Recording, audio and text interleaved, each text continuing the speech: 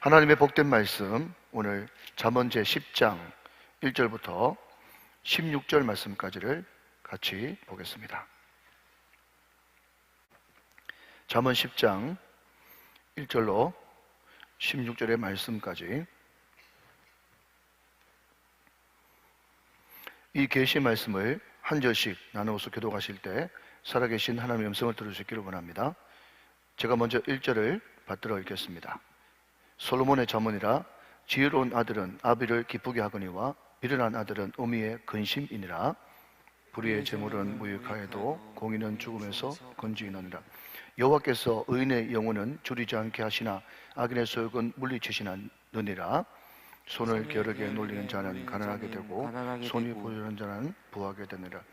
여름에 거두는 자는 지혜로운 아들이나 추수 때에 자는 자는 부끄러움을 끼치는 아들이니라.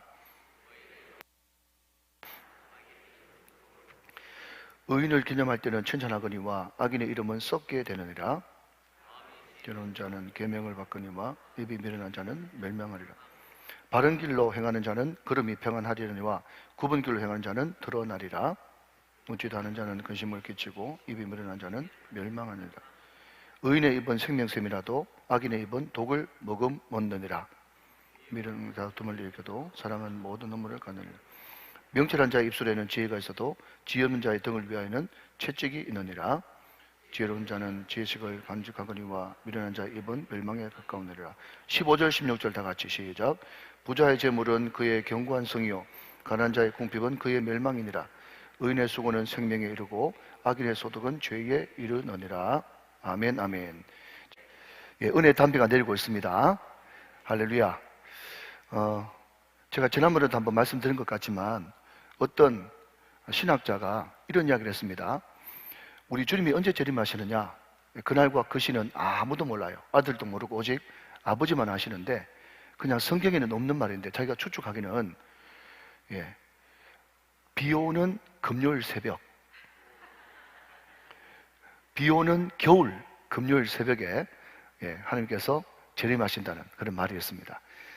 여러분 다 들림받았네요. 할렐루야. 네, 이 말이 무슨 말인가 하면 항상 깨어 있어야 된다 하는 것을 말하고 있는 것입니다. 날씨가 을씨년스럽다고 해서 겨울비가 내린다고 해서 그만두는 것이 아니라, 이때가 더 은혜 받을 때고 이때가 더 사모해야 될 때구나 생각하면서 더 사모할 수 있는, 그래서 언제든지 주님께서 도적같이 임한다고 할지라도 깨어있는 사람에게는 그 도적은 발견될 수밖에 없는 것입니다. 여러분, 춥든지 덥든지 바람 불 때든지 눈 올 때든지 비 올 때든지 상관없이 늘 주님을 사모할 수 있는 저와 여러분 되시기를 주님의 이름으로 축원합니다. 자, 여러분 오늘 1절 말씀을 한번 보시면 거기에, 자, 볼펜 드시고요, 솔로몬의 잠언이라, 거기에 밑줄 한번 그어보시길 바랍니다. 자, 밑줄 그으셨어요? 자, 그러면 여러분 쭉 넘어가서, 자, 쭉 앞으로 넘어가서 잠언 1장 1절 한번 보겠습니다. 잠언 1장 1절에 잠언의 표지에 대해서 이렇게 나와 있는데, 거기에 다윗의 아들 이스라엘 왕 솔로몬의 잠언이다 하면서 첫 번째 뭉치가 시작되어집니다. 그러니까 1장부터 9장까지는요 지혜 이꼴 예수님이다. 그런데 그 예수님은 숨어서 말하는 분이 아니라 길거리에서, 성문에서, 또 큰 집을 짓고 누구든지 죽게 나오라, 오라, 방황치 말고 오라, 어떤 사람이라도 오라. 왜? 지혜 되시는 예수님 앞으로 오라. 예수 영접해라. 예수 영접할 때 너희들이 지혜를 받게 될 것이다. 미련한 자가 되지 않을 것이다. 어리석은 자가 되지 않을 것이다. 그것이 1장부터 9장까지의 큰 뭉치 한 단락이에요. 이해되시면 아멘. 그러니까 잠언을 나눈다면 1장부터 9장까지 한 뭉치로 나누고, 자, 여러분 오늘 두 번째 뭉치로 가는데 10장 1절부터 솔로몬의 잠언이다, 이것도 솔로몬의 잠언이다 하면서 쭉 넘어가서 어디까지 가는가 하면, 자, 뒤로 넘깁니다. 24장까지 갑니다. 24장까지. 자, 24장까지가 두 번째 뭉치, 제일 긴 내용이에요. 10장부터 24장까지가 되고요. 자, 여러분 25장 1절 말씀 보고 계십니까? 자, 좀 띄워주십시오. 25장 1절 말씀. 자, 그냥 여러분 성경 보세요. 자, 확인하는 차원에서 한번 같이 읽습니다. 시작. 이것도 솔로몬의 잠언이요 유다왕 히스기야의 신하들이 편집한 것이다. 25장 그 이후도 솔로몬의 잠언인데 편집은 누가 했다고요? 히스기야 때에 학자들이 편집한 것이 25장부터 29장까지가 이것도 솔로몬의 자문인데 히스기야한테 편집한 것이라고 성경에 분명히 명시되어 있죠. 자, 이해되셨으면 아멘. 요게 여러분 세 번째 뭉치라는 거예요. 두 번째 뭉치라는 거예요. 네, 세 번째 뭉치라는 거죠. 다시 1장부터 9장까지가 한 뭉치, 9장부터 24장까지가 두 번째 뭉치, 25장부터 29장까지가 세 번째 뭉치이고, 자, 쭉 넘어가서 이제 마지막으로 30장 보면 1절 말씀에, 자, 30장 1절 같이 읽어요. 시작. 이 말씀은 야게의 아들 아굴의 잠언이니. 자, 거기까지요. 자, 잠언 30장은 누구의 잠언이에요? 아굴의 잠언입니다. 여러분, 여기서 잘 아는 말씀, 가난하게도 마옵시고 부하게도 마옵시고, 그게 이제 아굴의 잠언이 잠언 30장에 나오는 거예요. 자, 마지막 여러분 31장 1절 말씀 한 번 더 읽겠습니다. 시작. 르무엘 왕이 말씀하신 바 곧 그의 어머니가 그를 훈계한 잠언이다. 여기에 누엘 왕이 누군가 여러 가지 의견들이 많이 있는데, 많은 사람들이 그냥 솔로몬이다 뭐 이렇게 이야기하는 사람이 있고, 하여튼 또 다른 사람이다 그렇게 이야기하고 있는데, 아무튼 여러분 잠언의 저자는 총 3명이 되겠죠. 그죠? 솔로몬과 그 다음에 아굴과 또 누무엘 왕의 어머니, 이 세 저자가 있는데, 자, 다시 한번 1장부터 9장까지가 한 뭉치, 그죠? 10장 1절부터 24장 끝까지가 두 번째 뭉치, 또 25장도 역시 솔로몬의 잠언이지만 히스기야 왕 때 편집한 거 세 번째 뭉치, 그 다음 30장, 31장 이렇게 되어지는 거예요. 자, 이해가 되시면 아멘. 자, 제가 이 말씀을 드리는 이유는 우리가 지금 2월 10일이기 때문에 10장을 보는데 10장은 두 번째 뭉치의 첫 번째 장이다. 이렇게 보면 되겠죠. 자, 이제 1절을 계속 보기 시작하겠습니다. 잠언 10장 1절 말씀 계속 봅니다. 솔로몬의 잠언이라. 지혜로운 아들은 아비를 기쁘게 하거니와 미련한 아들은 어미의 근심이니라. 그랬습니다. 지혜로운 아들은 아비를 기쁘게 하거니와 미련한 아들은 어미의 근심이니라. 자, 여러분 다시 한 말씀드리지만 잠언 1장부터 9장까지는 지혜는 예수님이다. 그 예수님이 숨기고 은밀하게 숨어서 나중 돼가지고 불쑥 나타나셔가지고 너 그때 왜 안 믿었어? 그렇게 심판하시는 그런 분이 아니라 예수님은 끊임없이 초대합니다. 지혜로의 초대죠. 예수님에게로부터 초대죠. 어디서부터? 큰 내거리에서, 성문 곁에서 큰 집을 지어놓고 누구든지 오라는 거예요. 누구든지 와서 지혜 되시는 예수님을 영접하면 너희들은 지혜로운 자가 될 것이다. 그것이 1장부터 9장까지의 주 내용이죠. 이제 단락이 두 번째 단락으로 넘어가면서 10장부터 그 뒤에 24장 끝까지는요, 계속해서 대꾸 내지는 대조를 합니다. 그래서 의인은 이런데 악인은 이렇다. 지혜로운 사람은 이런데 미련한 사람은 이렇다. 또 이 사람은 이런데 저 사람은 저렇다 하면서 계속 대꾸를 이루어요. 자, 여러분 보십시오. 제가 방금 의인, 악인, 지혜로운 자, 미련한 자, 여러분 제가 이렇게 원고를 안 보고도 이야기할 수 있는 그게 뭐죠? 대꾸는 기억하기 좋다는 거죠. 그죠? 아, 의인 나왔으니까 악인 나오겠구나. 지혜로운 자 나왔으니까 미련한 자 나오겠구나. 계속해서 대꾸를 이룬단 말이죠. 자, 여러분 대꾸를 이루어가지고 기억하기 좋다는 말은 바른말로 바꾸면 너희들 뭐 해라? 기억하기 좋으니까 시작, 암송해라. 기억하기 좋으니까 암송해라. 그러니까 나는 전혀 암송은 자고 거리가 멉니다. 목사님, 저는 이제 나이가 들어서 돌이거든요. 그렇게 이야기하는 분이 계실지 모르겠어요. 그때 저는 이동호 목사님의 유명한 격언을 여러분들에게 말하고 싶어요. 권사님, 돌은 한 번 새기기는 힘들어도 새기면 절대로 지워지지 않습니다. 그런 유명한 말씀을 하셨어요. 이동호 목사님이. 돌이라도 자꾸 반복하면 이제 새겨집니다. 그러니까 이 잠언이 이렇게 한 것은 말이죠, 계속해서 대꾸를 이룸으로써 기억하기 좋은 이유는 암송하기 좋으라고 주신 말씀이다 하는 겁니다. 그래서 지혜가 뭔지 미련한 것이 뭔지 계속 대꾸를 이뤄가지고 짧게 우리들에게 임팩트 있게 우리들에게 던지고 있는 것이 10장부터 24장 끝까지의 말씀이다. 이해가 되시면 아멘. 자, 여기에 여러분 이 지혜를 정말 삶으로 실천하는 그 아들은 아비에게 기쁨을 주고 또 그 지혜를 아무리 이야기했음에도 불구하고 그 지혜를 받아들이지 않는 사람은 이 사람은 의미의 건심이 된다. 그렇게 이야기했어요. 자, 여러분, 제가 어제 집거리라고 이야기하면서 옆에 사람 절대로 쳐다보지 말라고 그렇게 말씀을 드렸습니다. 이번에도 마찬가지입니다. 자, 여러분, 그림 하나 그려보시죠. 여기에 왼쪽에 0이 있고 오른쪽에 100이 있어요. 아니면 왼쪽에 0이 있고 오른쪽에 10이 있다고 치십시다. 그러면 나의 지혜로움은, 나의 미래는 어디쯤 가고 있을까? 여러분, 내 지혜는, 내 미래는 지혜 쪽인가 미련 쪽인가? 만약에 지혜 쪽이라면 5 이상을 넘어야 되겠죠? 그러면 5 이상 넘는다 그러면 나는 얼마쯤 점수를 줄 수 있겠는가? 한번 그림을 한번 그려보시죠. 6입니까? 8입니까? 9입니까? 아니면 4입니까? 2입니까? 여러분, 공부를 많이 하고 가방끈이 긴 사람일수록 나는 괜찮다고 하는 그런 자존감이 굉장히 많이 있어요. 자존감이. 그래서 나는 목사님, 지혜로운 자는 아니지만 그렇다고 해서 나는 미련한 자는 아닙니다. 나는 중간 어디쯤 있습니다. 라고 자기를 굉장히 위로를 하죠. 그런데 여러분, 분명한 것은 성경은 중간지대가 없다는 거예요. 여러분, 만약에 중간지대가 있다 그러면은 대꾸를 이루기가 힘들겠죠. 제 말귀를 알아듣습니까? 중간지대가 있다 그러면 여러분, 성경은 분명히 정확한 책이기 때문에 의인은 이렇고 악인은 이렇고 어중한 사람은 이렇다 라고 이야기할 텐데, 잠언 어디에 눈 씻고 쳐다봐도 어중간한 사람에 대해서 언급하고 있잖아요. 여러분, 한번 따라하시면 좋겠습니다. 성경에는, 신앙에는, 믿음에는 중간지대가 없다.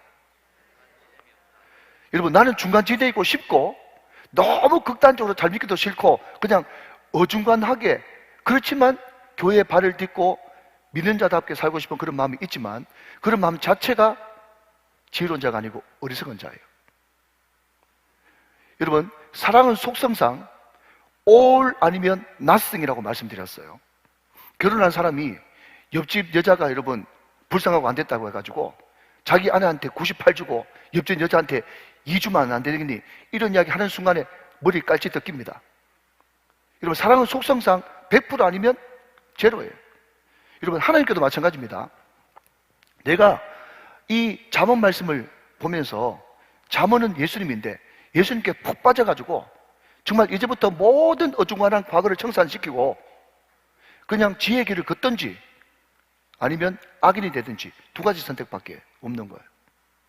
사랑하는 여러분, 중간지대에 머물지 말고 제발 나는 그래도 80점은 된다, 거기에 자유하지 마시고 온전의 길로 나아갈 수 있는 여러분 되시기를 주님의 이름으로 축원합니다. 주님의 이름으로 축원합니다. 그래야만 그 사람이 지혜로운 자고 그 사람은 아비의 어미의 기쁨과 상급이 될 수가 있는 거예요. 여러분, 저는 1절 보면서 이런 생각을 했어요. 여기에 아비의 기쁨, 어미의 근심.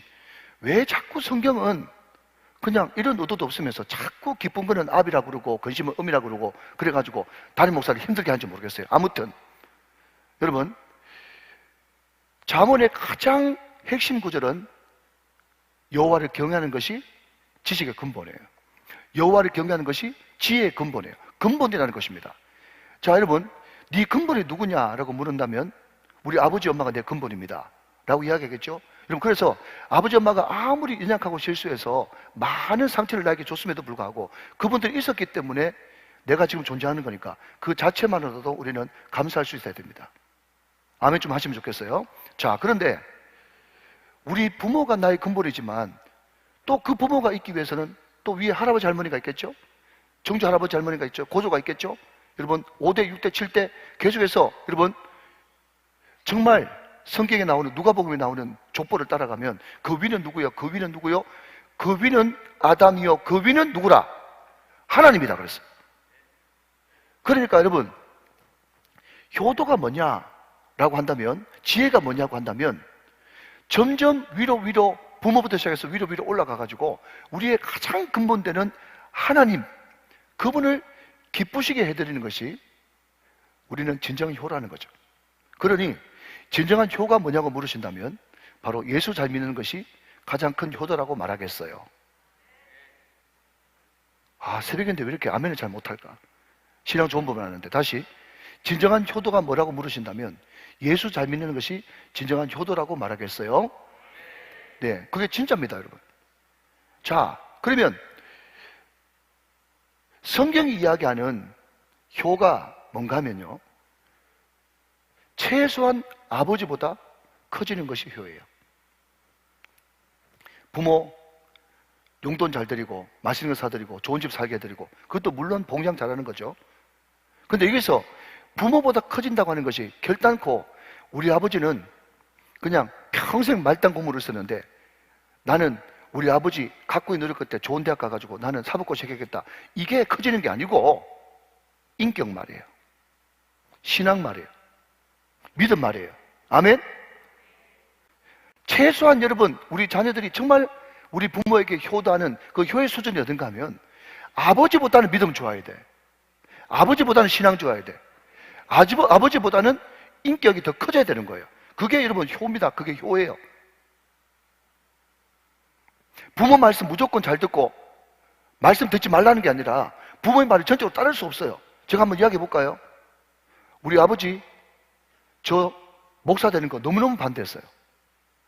그 길만은 맞고 싶었겠죠. 근데 여러분, 제가 아버지 말 안 들어가지고 이렇게 된 거예요.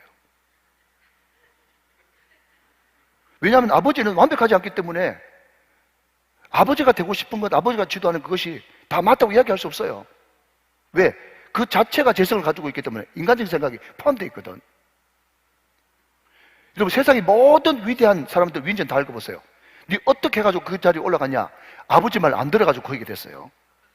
그러니까 아버지 말 잘 순종하고 잘 들어야 되는 것도 물론 맞는데 그게 문제가 아니고 아버지보다 더 훌륭한 인격과 더 훌륭한 신앙 믿음을 가지는 것이 부모에게 효도하는 거예요. 이건 보십시오. 우리 예수님께서 십자가에 못 박혀 죽으셨잖아요. 그게 여러분 부모한테 효도하는 겁니까? 이렇게 이야기하면 금방 드러난다니까. 자기 엄마 앞에서 십자가에 피 흘려가지고 완전 죄인의 결수의 모습으로 돌아가는 그 십자가가 부모에게 효도하는 것이냐고요. 그러나 그럼에도 불구하고 우리 예수님께서 십자가상에서 이렇게 이야기하지 않습니까? 요한아, 내 엄마다. 어머니 보소서, 아들입니다. 자기가 죽음으로써 새로운 관계를 맺어주는 그런 역사가 일어나잖아요. 이해가 되시면 아멘. 그러니까 부모 말 잘 듣고 봉양 잘하고 이것도 물론 효도를 해야 되겠지만 우리가 여러분 자녀들을 위해서 기도할 때 하나님, 최소한 우리 자녀들이 나보다는 신앙적으로, 인격적으로, 믿음적으로 훌쩍 뛰어넘는 자녀가 되게 하여 주옵소서. 이것이 부모를 가장 기쁘시게 하는 아비의 기쁨이요 엄마의 자랑인 줄로 믿으시면 아멘 하시기 바랍니다. 자, 여러분, 우리는 야고보서 3장 말씀 말에 대해서 배우면서 이런 이야기를 했습니다. 우리가 예수를 믿으면 제일 먼저 들어야 되는 생각은 나도 예수님처럼 살고 싶다. 아멘. 나도 예수님처럼 온전해지고 싶다. 왜냐하면 내가 온전한 같이 너희들도 온전하라. 그러면 어떻게 해야 온전해질 수 있겠는데요? 라면 여러 가지 이야기할 수 있겠지만 야고보서에 말씀하시기를 말에 쓸 수가 없는 자면 시작 온전한 자다. 그렇게 이야기했잖아요. 그러니까 여러분, 온전히 바깥으로 드러나는 것이 말이에요. 말. 자, 다시 한번 반복하면 1장부터 9장까지 지혜는 예수님이다. 예수님을 영접할 때 지혜로운 자가 된다. 그것이 1장부터 9장까지의 전체 흐름이라고 말씀드렸는데, 그러면 10장부터는 그러면 그 진정한 지혜의 근본 되시는 예수님을 네 마음속에 영접할 때 그러면 어떻게 그것이 구체적으로 삶의 현장에서 지혜가 드러나느냐라고 이야기할 때 오늘 10장 말씀에 보면 최소한 1절부터 16절까지 읽을 때는 크게 두 가지입니다. 하나는 재물, 또 하나는 말. 그러니까 여러분 10장부터 24장까지의 말씀은 구체적인 삶의 형태이기 때문에 우리가 만약에 지혜롭다 그러면요, 여러분 그 사람 머리가 좋다, 똑똑하다, 처세술이 탁월하다 그런 말이 나와야 되잖아요. 그런데 지혜에 대해서 이야기하면서 그 다음 따라 나오는 것이 두 가지인데, 하나는 재물, 또 하나는 말. 여러분, 이게 하나님의 다루심을 받아가지고 재물이 주님께서 기뻐하시는 재물이 되고, 할렐루야, 말이 주님께서 기뻐하시는 말이 될 때 그 사람이 구체적으로 삶의 지혜를 세상에 드러내는 사람이라는 것이죠. 이해가 되시면 아멘이십니다. 자, 여러분 2절 말씀을 보십시다. 자, 지혜 이야기 해놓고 2절 말씀에 뜬금없이 불의의 재물은 무익하여도 공의는 죽음에서 건지느니라 하면서 불의와 공의, 재물에 대해서 이야기를 하고 있어요. 자, 그러니까 지혜로운 것은 재물을 잘 쓰는 것이죠. 그러면 지혜로운 것은 재물을 잘 쓰는 것인데, 그러면 지혜로운 재물이 뭐냐? 자, 여러분 저를 보십시오. 여러분, 재물이 불의의 재물이 있고 공의의 재물이 있습니까? 돈은 가치 중립. 시작. 돈은 가치 중립이지 않습니까? 여러분, 헌금 드린 돈은 공의 재물이고, 내가 쓰는 것은 불의의 재물입니까? 우리 교회에 한 분도 그런 분이 안 계신데, 만약에 이 재물을 드릴 때 어떤 사람한테 사기를 쳤다. 그런데 너무 죄책감이 들어가지고, 내가 하나님 앞에 재물이라도 들어가지고 그 죄책감을 좀 모면하자, 그런 재물도 있을 수도 있잖아요. 좀 공감하면서 따라와 보세요. 그렇죠? 그러니까 재물은 가치 중립이에요. 어떤 재물은 공의롭다, 어떤 재물은 불의하다, 그렇게 이야기할 수 없어요. 마치 부엌에 있는 칼이 요리사한테 들리면 좋은 것이고 강도의 손에 들리면 나쁜 것처럼, 여러분, 칼은 가치 중립이에요. 돈도 가치 중립이란 말이죠. 그러면 어떤 돈이 공의의 재물이고 어떤 돈이 불의의 재물인가, 그것을 알아봐야 지혜로운 사람이 될 수 있겠죠. 왜냐하면 돈을 잘 써야 지혜로운 사람이면서요. 구체적으로 이해되시면 아멘. 자, 그러면 오늘 여기 공의에 대해서 잠깐 살펴보기 위해서는 잘 집어넣으시고 앞으로 넘어가서 잠언 2장으로 넘어가 보시는 게 좋을 것 같습니다. 자, 잠언 2장으로 한번 넘어가 보시면 그게 굉장히 중요한 말이 나옵니다. 잠언 2장 7절부터 9절까지 다 성경 있는 분들은 찾아보시면 좋겠어요. 잠언 2장 7절부터 9절 말씀, 자, 잘 보시면서, 제가 동그라미를 하려는데 동그라미 하시면서 따라와 보세요. 자, 잠언 2장 찾으셨으면 아멘. 자, 7절. 그는 정직한 자를 위하여, 정직 동그라미 치시고요. 정직. 완전한 지혜를 예비하시며. 자, 그랬습니다. 자, 저를 잠깐 보십시오. 자, 그는 하나님인데 하나님이 정직한 자를 위해서 완전한 지혜를 예비하셨대요. 그러니까 정직하다고 해서 완전체가 됐다는 것입니까? 완전을 향해서 나가고 있다는 것입니까? 아직까지 미완료라는 걸 의미하는 거예요. 하나님께서 정직한 자를 위해서 완전한 지혜를 예비하고 계셔요. 자, 그 다음 계속 보겠습니다. 행실이 온전한 자에게 방패가 되시나니. 8절. 대저 그는 정의의 길을 보호하시며. 자, 정의 동그라미 치세요. 7절은 정직, 8절은 정의의 길을 보호하시며 그의 성도의 길을 보존하려 하심이니라. 9절. 그런즉 내가 공의 동그라미 치시고 정의 동그라미 치시고 정직 곧 모든 선한 길을 깨달을 것이라 그랬습니다. 자, 여러분 들어보시고 한번 따라합시다. 정직, 정의, 공의, 이 세 가지를 언급하고 있어요. 그러니까 제가 말씀드리고 싶은 것은 물질도 정직의 물질이 있고 정의의 물질이 있고 공의의 물질이 있어요. 자, 여러분, 제가 왜 이 2장 7절부터 9절까지 꺼낸 줄 아시죠? 우리가 2절 말씀에 보니까 불의의 재물이 있고 무슨 재물이 있다고? 공의의 재물이 있다고 이야기했잖아요. 연관되지 않는 것을 말하지 않는다니까요. 아시겠죠? 지금 공의의 재물을 설명하려고 하다 보니까 2장 7절부터 9절까지 가가지고 거기에 정직을 언급했고 정의를 언급했고 공의를 언급했어요. 자, 그러면 자, 시간이 없기 때문에 정직이 뭐냐? 정직은 나 개인이에요. 나 개인에게 깨끗한 것, 정직이에요. 정의는 뭐냐? 공동체예요. 그런데 여러분 오늘 2장 8절 말씀 보니까 대저 그는 정의의 길을 보호하시며 그의 성도의 길을 보존한다고 그랬잖아요. 성도의 길, 교회예요, 교회. 그러니까 가정 공동체, 교회 공동체. 한 걸음 더 나아간 공동체가 정입니다. 성도들이 걸어가야 될 길이죠. 마지막 세 번째는 공입니다. 공의는 뭐냐? 하나님의 나라와 의입니다. 그러니 다시 여러분, 물질로 돌아오면 물질도 어떤 물질인가 하면 정직한 물질이 있어요. 그것은 자신한테 정직한 물질이에요. 정의의 물질이 있어요. 그것은 사람의 필요를 채우고 교회의 필요를 채우고 선교사의 필요를 채우고, 그것이 정의의 물질이에요. 공의의 물질, 그 물질은 어떤 물질인가 하면 하나님의 뜻대로 쓰이는 물질이고 하나님의 영광을 위해서 쓰이는 물질이 공의의 물질인 것입니다. 자, 이제 이해되시면 아멘. 정직은 개인, 정의는 공동체, 공의는 하나님의 나라. 정리를 하는 것이 굉장히 중요하고 이것이 여러분 가운데 일평생 심겨져야 되는 거예요. 여러분, 그러니 중요한 것은 돈이 문제가 아니라니까요. 돈이 문제가 아니고 돈을 사용하는 내가 문제고, 돈을 합법적으로 버는 내가 문제고, 돈을 흘려보내는 내가 문제인 거예요. 오늘 저와 이분이 정말 지혜자가 되기 위해서는 돈을 잘 사용해야 되는데, 우리가 정말 부리고 사용하는 그 물질이 정직의 물질이 되시기를 축원합니다. 정의의 물질이 되시기를 축원합니다. 한 걸음 더 나가서 공의의 물질이 되시기를 주님의 이름으로 축원합니다. 예, 그게 하나님께서 원하시는 지혜란 말이죠.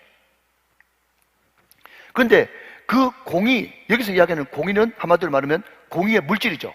그런데 이 공의의 물질은 어떤 역할을 하는가 하면, 이들 다시 보시면, 자, 불의의 재물은 무익해요? 반대죠. 그죠?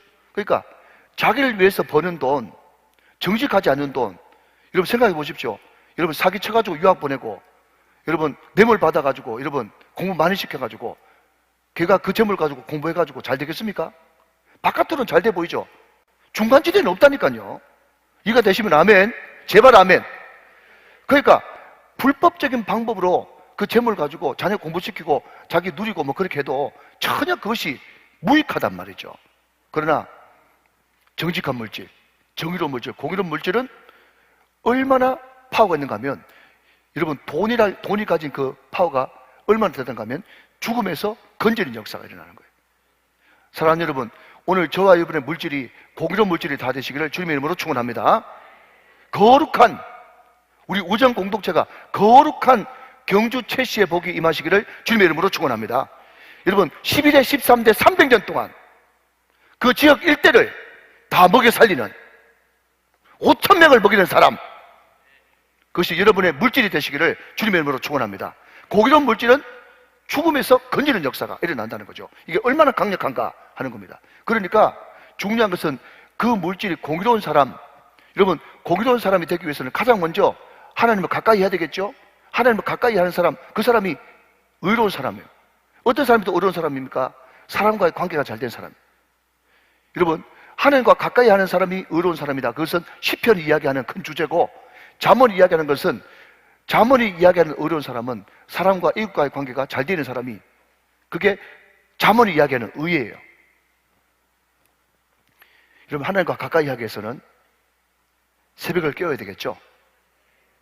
나를 사랑하는 자가 나의 사랑을 받으며 나를 간절히 찾는 자가, 간절히라고 하는 것이 새벽이라고 말씀드렸잖아요. 밑에 여러분 각주 읽어보셨죠? 아멘. 그러니까 여러분 제가 늘 여러분을 위해서 기도하는 것이 뭔가 하면, 하나님 우리 교회가 정말 하나님의 영광과 나를 위해서 공의로운 물질이 되게 도와주시되, 기도하는 사람을 통해서 그 복이 이어지게 하여 주시옵소서. 새벽기도 용사들이, 금요 철학 기도 용사들이 하나님 앞에 받은 그 축복을 가지고 나아가야 그 물질이 공의로운 물질이 되고 그 물질이 죽은 자를 살리는 역사가 일어난다는 것입니다. 할렐루야. 믿으시면 아멘. 계속해서 3절 말씀을 좀 보시면, 여호와께서 의인의 영혼은 줄이지 않게 하시나. 여기서 의인은 누구죠? 공의로운 사람이에요. 공의로운 물질을 주님 앞에 드리는 사람, 그 사람이 의인인데, 그 사람은 영혼을 줄이지 않게 주님께서 하시고 악인의 소유는 물리치신다니라. 물리치신다는 것은 전혀 소용이 없다는 것을 이야기하고 있는 것이죠. 자, 여러분 시간이 다 됐기 때문에 시간 한도에서 하는데, 제가 성경 말씀 한 구절 소개합니다. 시편 39편 6절의 말씀을 같이 보시죠. 시편 39편 6절의 말씀, 자, 꼭 적어 놓으시고요, 저를 따라서 같이 한번 읽어보도록 하겠습니다. 시편 39편의 6절의 말씀입니다. 앞을 보시면서 시작. 진실로 각 사람은 그림자같이 다니고 헛된 일로 소란하며 재물을 쌓아나 누가 거둘는지 알지 못하나이다. 무슨 말입니까, 여러분? 자기 사업 좀 잘 된다고, 돈 좀 잘 번다고, 지금 내 잘 나간다면서 여러분 큰 차 타고 온갖 더러운 짓 하면서 큰 소리 떵떵 치지만, 그럼에도 불구하고 그 악인의 물질, 불의의 물질은 나중에 그 물질이 누가 걷어갈는지 안다 모른다? 모른다는 거예요. 이 말씀은 하나님의 말씀입니다. 여러분, 이게 불의한 재물이 걸어가는 길입니다. 실컷 모아봤자 자녀들 피 터지게 싸워가지고 변호사 좋은 일 다 시키는 역사가 일어나는 것 많이 보셨죠? 자, 재물에 대해서 한 구절 더 읽어드립니다. 시편 49편 6절 8절 말씀 같이 보시죠. 시편 49편에 6절에서 8절 말씀 잘 보셔야 이 말이 어렵지 않습니다. 시간이 없기 때문에. 자, 같이 읽읍시다. 시작. 자기의 재물을 의지하고 부유함을 자랑하는 자는 7절. 아무도 자기의 형제를 구원하지 못하며 그를 위한 속전을 하나님께 바치지도 못할 것은 그들의 생명을 속량하는 값이 너무 엄청나서 영원히 말이 나지 못할 것입니다. 이 말이 무슨 말인가 하면, 한마디로 말씀드리면 돈 아무리 많아봤자 뭐 한다고요? 생명 못 구한다는 거예요. 이게 여러분 누가복음에 나오는 어리석은 부자의 비유 아니겠습니까? 여러분, 그분이 어리석다는 게 아니고, 만약에 여러분 돈 가지고 생명을 연장시킬 수 있었다면 스티브 잡스 안 죽어야죠. 왜 그 돈 많은 사람이 여러분 50대에 죽는 것입니까? 아무리 이 세상에 여러분 1조가 아니라 수백 조를 쌓아놨다고 할지라도 그 생명을 속죄하는 값이 너무 크기 때문에 아무리 부자라도 영원히 그것을 모을 수가 없다는 거예요. 사랑하는 여러분, 우리는 부자 아니어도 예수 생명, 내 생명, 예수의 생명이 내 생명이 되시고 영생 얻은 것을 가장 큰 축복으로 느끼게 되시기를 주님의 이름으로 축원합니다.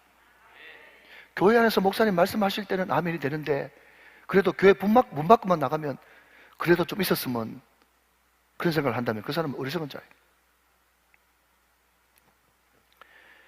자, 여러분 4절 말씀을 잘 아는 말씀이니까 그냥 넘어가게 되고 5절 말씀을 보십시다. 5절 말씀.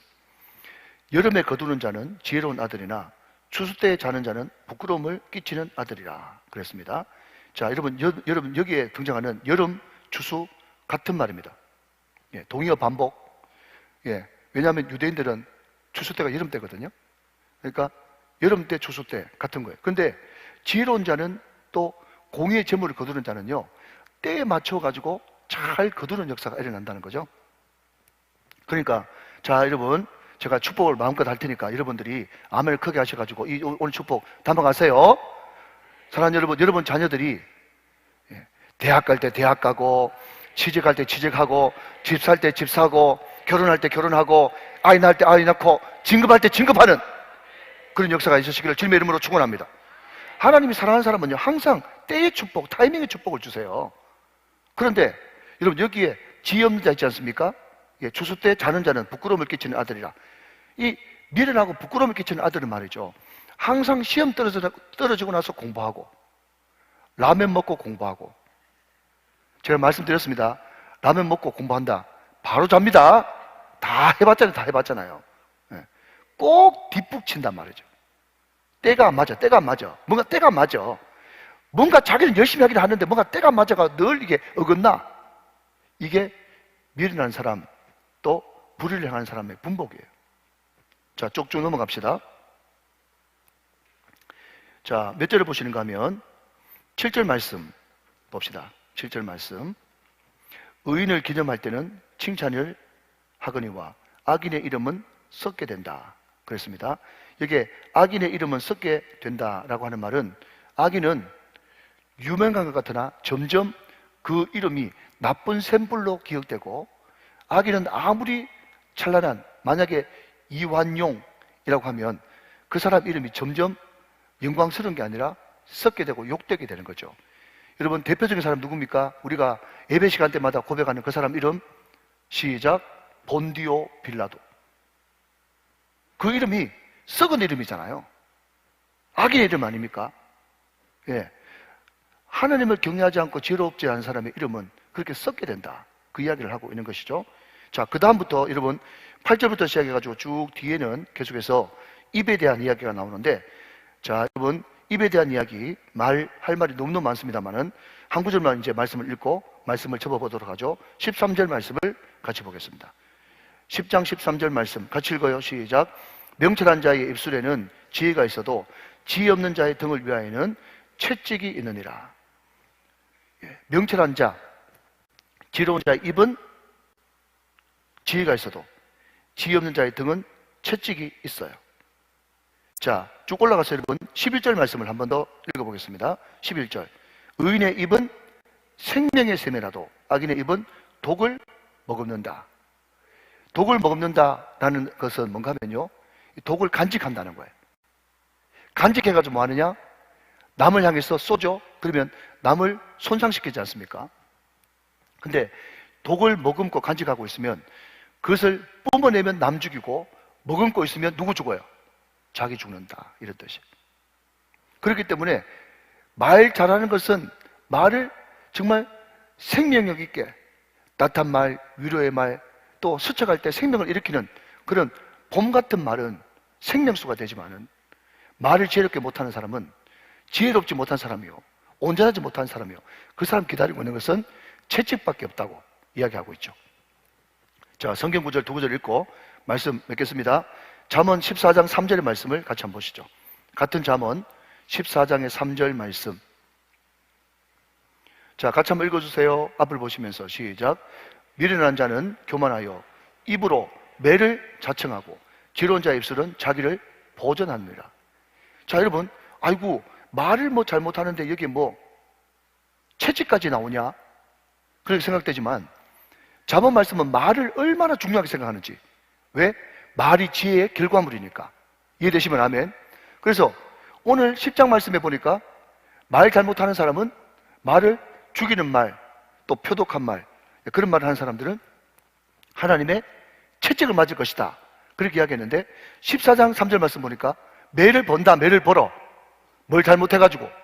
말을 잘못하는 거, 매를 번다. 여러분, 이것을 절대로 그냥 하나의 비유로만 생각하지 마십시오. 여러분, 매를 봅니다, 말이. 마지막으로 18장 6절 7절 말씀 읽고 말씀을 맺겠습니다. 잠언 18장 6절 7절 말씀. 자, 같이 한번 읽어볼까요? 시작. 미련한 자의 입술은 다툼을 일으키고 그의 입은 매를 자청하느니라. 7절. 미련한 자의 입은 그의 멸망이 되고 그의 입술은 그의 영혼의 거물이 되느니라. 여러분, 그러니까 이런 잠언들의 말씀이 주옥같이 나오니까 말의 실수가 없으면 온전한 자라고 이야기하는 것이 맞겠죠. 자, 여러분, 항상 성경은 옳게도 보고 거꾸로도 보고.